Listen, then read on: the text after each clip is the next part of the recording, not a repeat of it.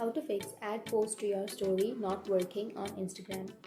So if you open up your Instagram application, and if you simply take a video or a photo, and you can simply go for share icon,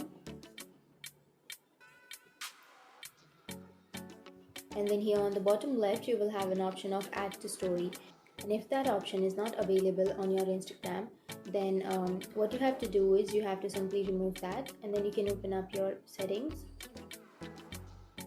and go for apps and notifications, and here you can go for see all apps, and then open up your Instagram, and now go for storage and cache, and then go for clear cache, and now your problem might be fixed.